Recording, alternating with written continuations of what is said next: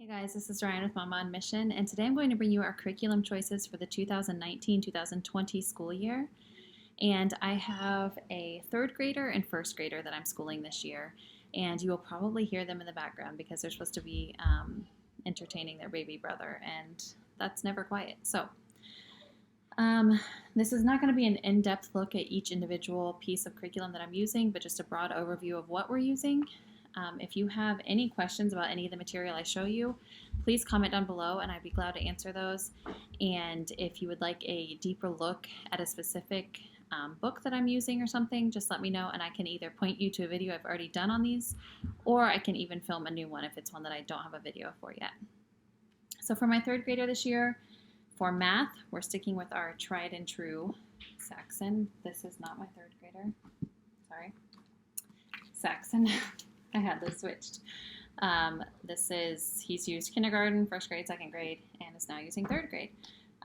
Saxon is not for everyone. I've heard lots of good and bad about it, but I do know that it's thorough, and it's a spiral approach, and it's pretty straightforward. We don't do every single test, or we do every test. We don't do every single worksheet.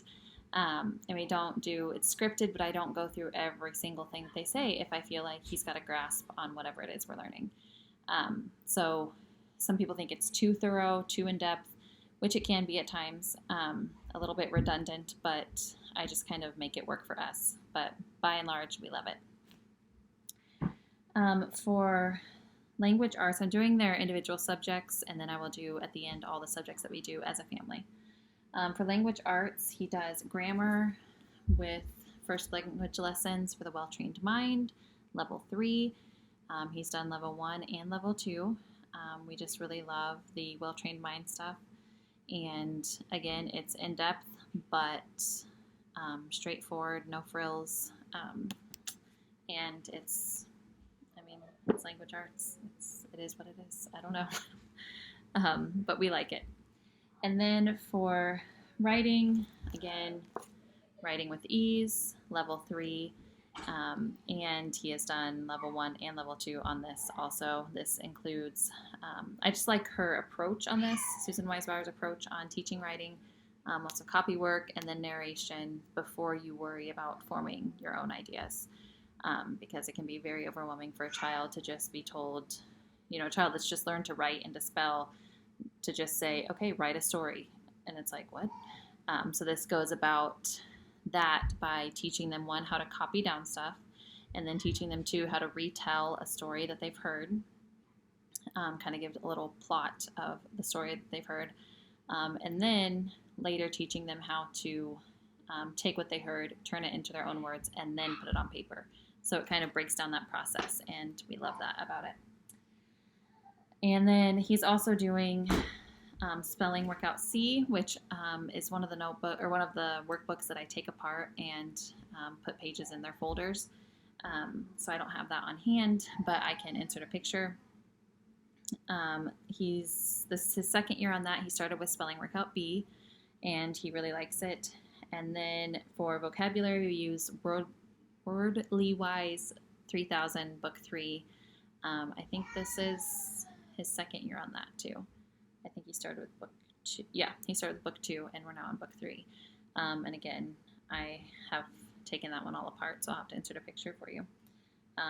He really likes both of those. He just opens it, reads it, does it all himself. I grade it, easy peasy.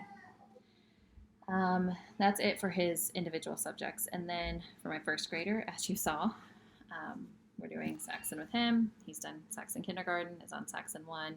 He is my math kid. He loves him some math. So this is the subject he looks forward to most each day, and he's always kind of bummed when it's over. So that's a good problem to have. For phonics, he's still in the process of learning to read. He knows how to read, but he's still working on some of those phonics rules and stuff. So we're still working through the Ordinary Parent's Guide to Teaching Reading. We started this when he was in kindergarten and got about halfway through it, and so we're finishing that up this year. And he's blowing through this a lot faster this year than he was in kindergarten. It seems like over the summer, I didn't push reading at all. I just made them at least 30 minutes every weekday sit down and read. And I didn't even care for him if he just looked at the pictures, but apparently he was doing some reading, because the other day he brought me a book and read me the whole thing, and I had no idea that he could read that well. So anyway, he's finishing up his phonics lessons in here, and then we should have a really fluid reader by the end of the year. I forgot to add, my first grader is also doing spelling workout A, and he's also doing Wordly Wise 3000 level 1. And then these are our subjects that we do together. We try to do as much of that as possible because that makes my life a lot easier. For history this year, we are using Story of the World, Volume 4. So this is the modern age from Victoria's Empire to the end of the USSR. And we love Story of the World. This is our third year doing it. We've done Volume 2, 3, and now 4. We didn't start with Volume 1 because our co-op was doing Volume 2. And anyway, we'll do that next year. This is the activity book for it. And I just love how Story of the World can kind of be whatever you want it to be. We read the story out of the textbook each day that we do history, and then we do some review questions, and then if we have time for an activity and are up to it, we do an activity, and if not, we don't. And then we do the map work pages, and a lot of times they'll do the coloring pages while I'm reading. So it's really, you can tailor it to however you need it to be. So that's what I love about it.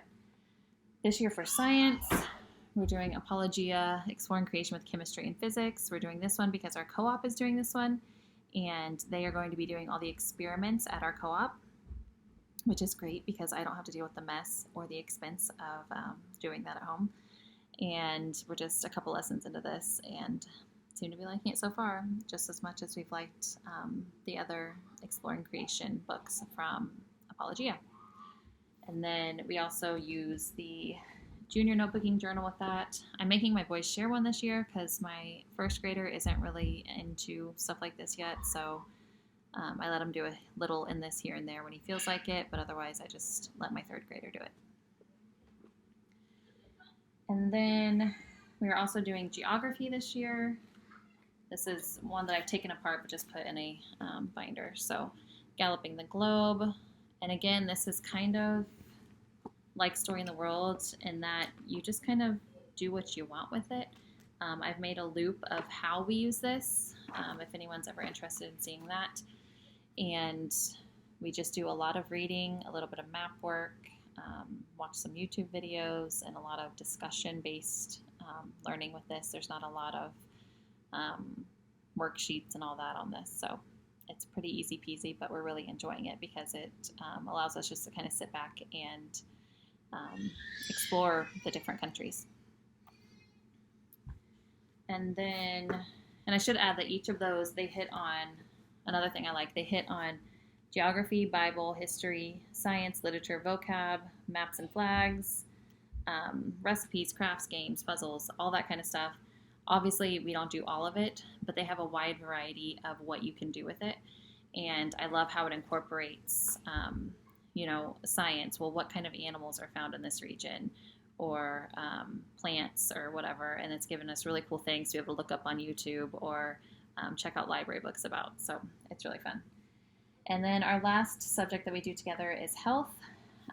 We are finishing up the grade 2 health. We started that last year and only got about 2/3 the way through it or so.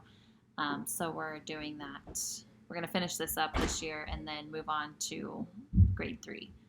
And this comes with the teacher's guide, which I don't really use it exactly how they say, because I feel like it's kind of written more toward a classroom setting. But I just kind of look over it and it gives me kind of points to talk about. So it's mostly discussion based. And then it comes with the student book that has, things for them to color and fill in the blank things and things to cut out and glue and, whatever. So we all really enjoy that too.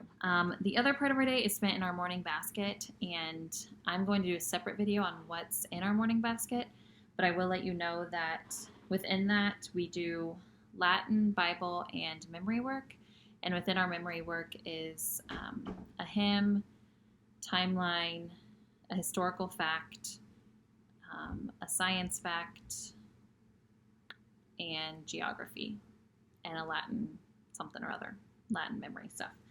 And then we are this year cycling through 3 different subjects. So the first 6 weeks of school, we're doing art appreciation, where we study different artists and look at their work and try to replicate their styles. And then we're going to do 6 weeks of nature studies with a field guide. And then we are going to do 6 weeks of music appreciation, where we study different composers and their works. So that is all, but I will make a video on that stuff, all the books we're using for that later on. So remember, if you have any questions about anything I showed you, please let me know, and I will either direct you to a video I've already done about them, or I will make a new one if it's one that I don't have a video about. And I thank you so much for watching, and I hope you have a happy homeschool year. Bye.